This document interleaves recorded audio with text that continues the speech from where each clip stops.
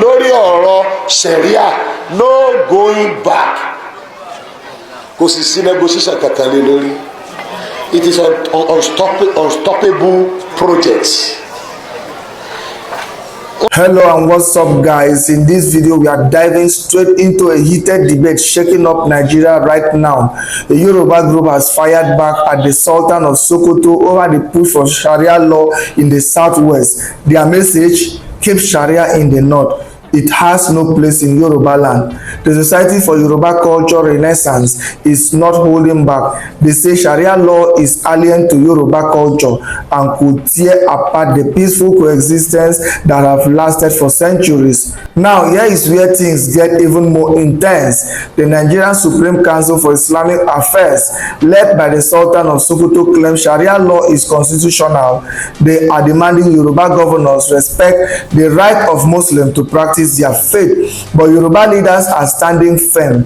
They argue that unlike the north, where religious clashes are common, Yorubaland has always been peaceful. They also accuse the Sultan of Sokoto of trying to stir religious tensions by pushing for a law that has, in their words, worsened suffering in northern Nigeria. And they are making a strong case. They point to Boko Haram and other extremist groups, saying this problem began with the introduction of Sharia law in the north. They are warning Yorubaland will not follow the same path.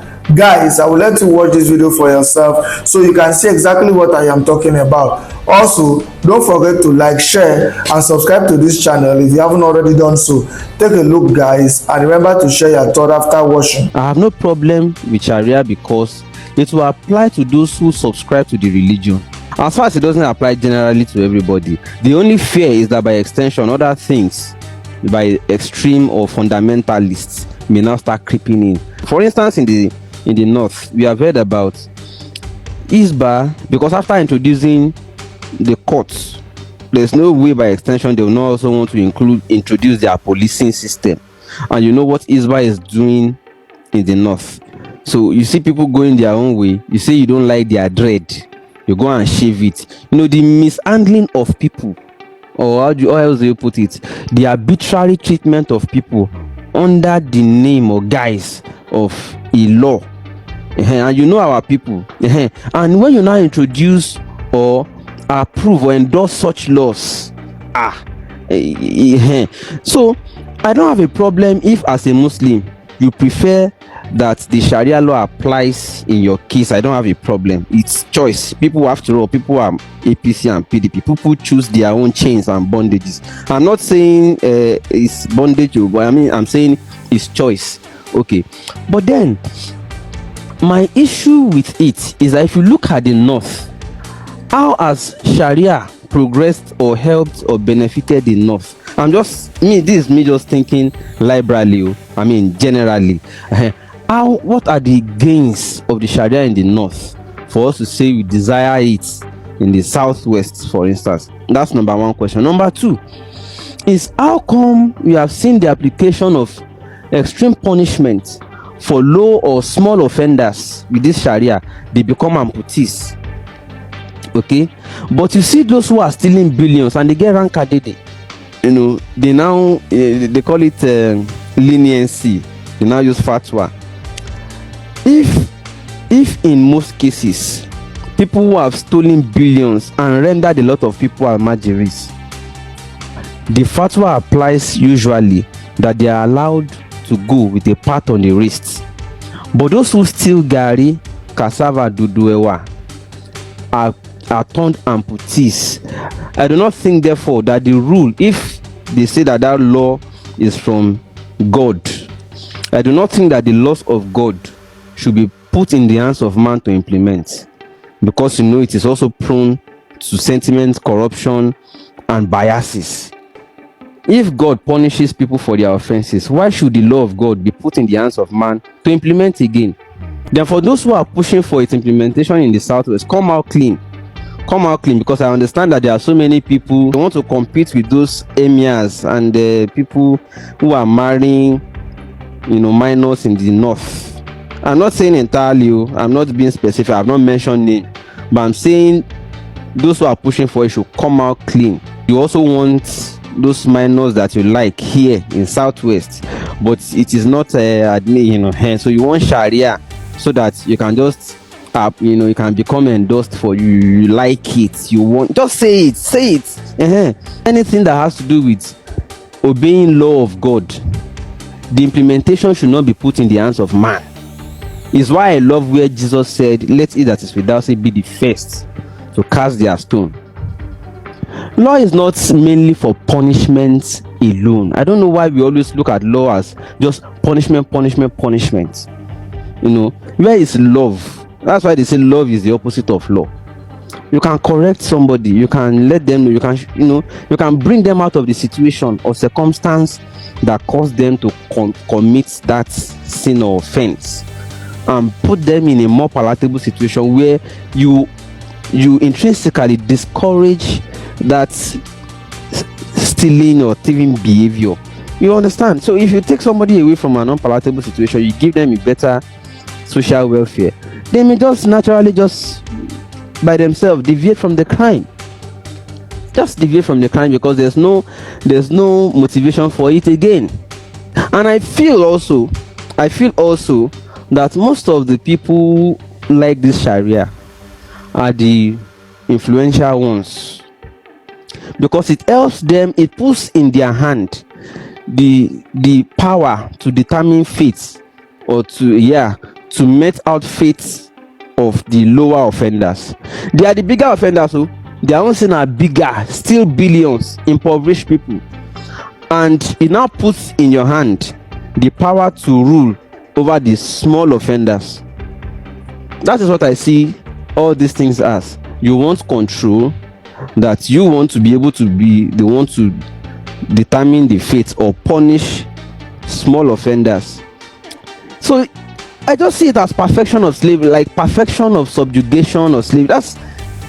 Except somebody should convince me now they want to have their own unique way of doing, and they want to control the fate of others. They want to decide the fate of low offenders. So I just feel that those who are pushing for this in the Southwest, come out clean. If you can't live in the North, where the Sharia applies and you can marry your 11-year-olds or 13-year-olds, and you are not calling for it in the Southwest, we also understand some things that are underneath, because we know that by extension very soon, if this is approved, they also start calling for their own police. So somehow you are creating your own mini country out of the country. We should create new set of laws, to govern a set of people within the same country. Is to indirectly say you want to create another country for some set of people within the same space of a country. And that is why you see in the North, one law applies when it comes to financial allocation, another applies when it comes to adjudication of criminal justice. If I want to say, okay, I'm a Christian, Jesus has died for my own sins, so nobody should judge me. No judge is therefore qualified to judge me. I'm a Christian, so I can't be in your court. How about that? The law of Christ will also apply to me, that nobody should judge me, because the Bible says, judge not, that he might not be judged. So if somebody now comes and says, okay, I'm a Muslim, the secular law should not apply to me. The law of Islam, the Sharia law should apply to me. So if Christians should not, people should now also come and say, okay, we need our own laws too. So that when we do something, the certain specific laws must apply, other laws must not apply, because I have worn the toga of a religion and I'm covered by that toga. Not fair. The reason I'm not even a religious person is because I know that religious people are not necessarily godly at the end of the day. All these people pushing for Sharia is not because they love God, It's not because they love God. It's because it benefits them in a way and subjugates others for them. It's not because they love God. Religious people don't love God. Yeah, they have personal reasons. Discrimination is the opposite of love. And when you discriminate, you are not godly, because God is love. God is not discrimination. And religion teaches discrimination. So Amos 3:3, can two work together who do not agree? Do not be unequally yoked with unbelievers. You are teaching people discrimination already. And then you also listen to Muslims too. They want Sharia, they want to be separated. And the more we separate ourselves, the more we lose humanity. We faint the line, we blur humanity. And we restrict ourselves to cocoons under guise of religion, tribe, and there are just too many divisions already. So that's why I don't want to be religious. I want to be fair to all humans alike. And religion teaches discrimination. If your behavior to a fellow human is guided by certain biases called from your religion, then you are not godly. So you can be religious and not godly. So you are only being. That's why I don't want to be religious. I don't want any religion to define for me how to relate with fellow human. I don't want any religion to define for me. A relationship with God should be personal. Religion limits people. It also limits people's knowledge about God. Yes, religion limits people's knowledge about God. You only know God to the extent that your religion tells you. In fact, you know the universe only to the extent that you are exposed to it. And how much of the universe does religion generally? How much of the universe does religion expose us to? In fact, look at it. There's even universe, there's even multiverse, there's omniverse already. Yeah, universe, multiverse, omniverse. Your religion only limits you to the extent that they have written in that book since the mid-history. But you don't know that God is more than what your religion has limited you. That's why I'm not a religious person. I'm not saying don't be religious, so no. I'm only saying I would prefer to be godly than to be religious. I don't want any religion to define God for me. Let me explore the universe, let me explore the world, let me explore the elemental, let me explore everything, the cosmos, and understand nature better than religion tells me, oh, God is from the sky or the moon or anything. No, I don't want to be limited by what the religion say God is. I want to know God in the universal sense. I'm not against those that are religious, so maintain your religion is very fine. Let those who are pushing for Sharia in the southwest, let them come out plain. Why? Don't just hide under there are many Muslims in the southwest, so they also deserve Sharia. Say it. You want to perfect subjugation of other people and get validation for your own kind of sins. Yes, now. When we tell our Yoruba brothers, say, these Fulanis, they be like crawling snail. Then they go gradually. They say, it can never work. It can never work. They be fighting to pass Sharia expansion bill in the National Assembly. And they've not stopped. Every government, every year, they sponsor that bill. And they will continue until they get to it they find. You see that penetration when they won't penetrate on a Yorubaland, they will be at it until they get what they are looking for. Now they don't finally come and say, okay, they want institute Sharia court, an institution that embodies the Sharia laws and the practice of Sharia. They want to put it in your land. Thank God, the Yoruba YRA have come out to say no to it. You see, you as a Yoruba boy, or you as a Southerner, even you as a Northerner, as a Muslim or Christian, whatever, ask yourself this question. What is the good of Sharia law to the Northerners? Out of 19 states, 12 states are practicing Sharia law in the North. What is the good this Sharia had actually contributed?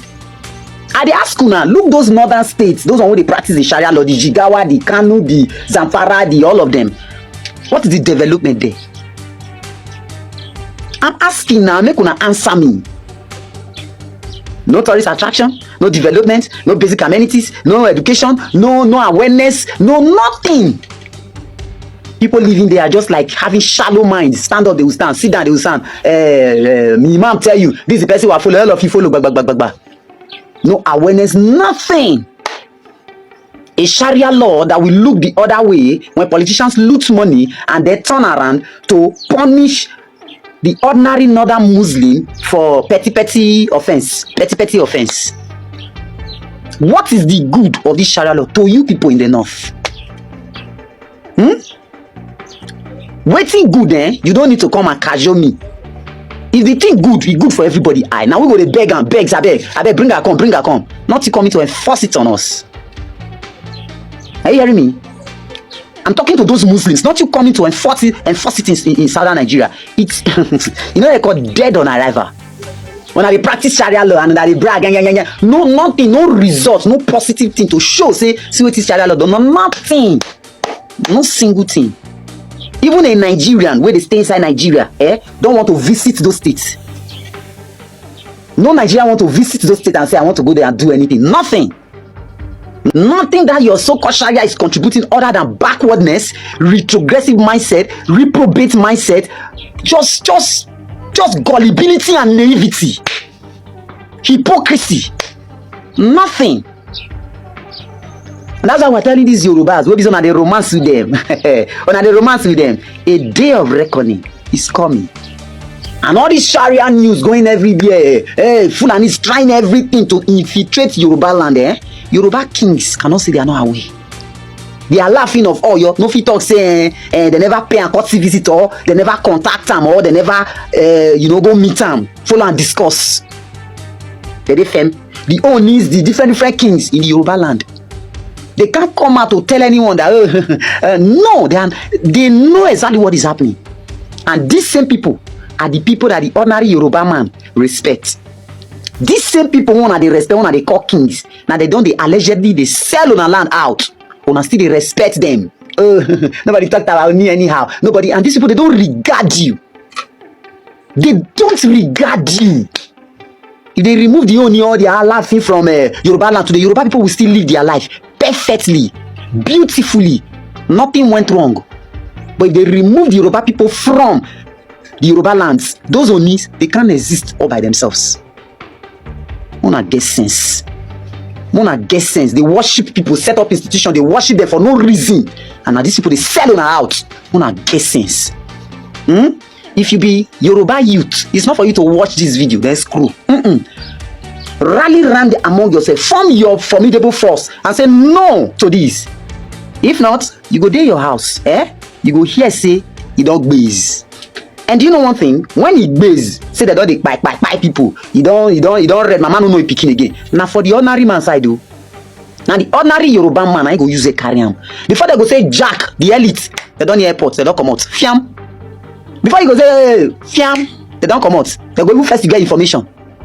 So all this nonsense with the happen, so understand. Now for the head of the ordinary Yoruba man, not the elite. Now they see the way they happen for not, where Sharia go look the other Ganduje with dollars. Not happen no, but Sharia did it. Name them, all their politicians, elite, all of them. They're just dead. Big. I'm an economist and I always talk economics, and we look at the numbers and we look at poverty.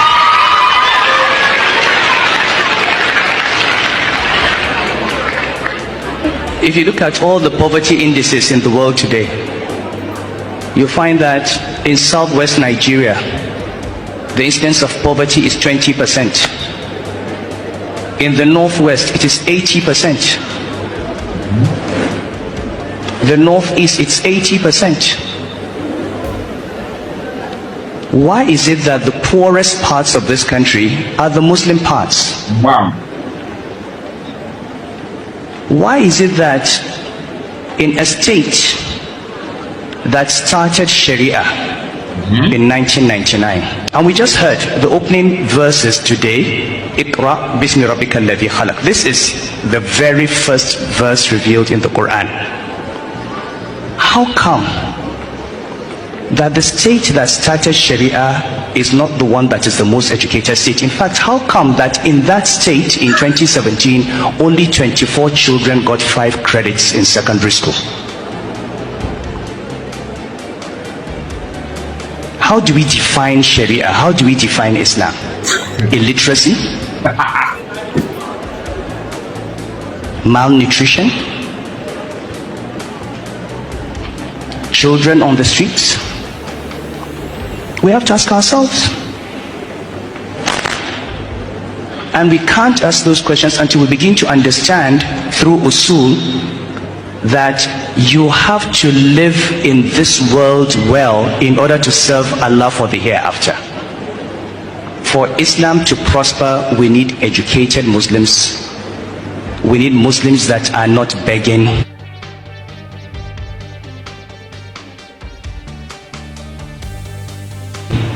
We need Muslims who are standing on their feet. Believe me, if poverty continues in the north, Islam will disappear from the north.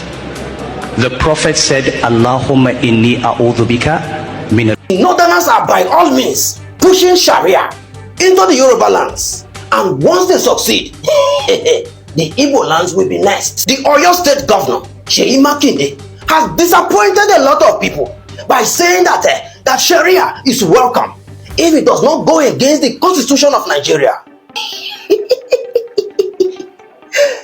This is the most ridiculous statement I have heard from a Yoruba man since I was born.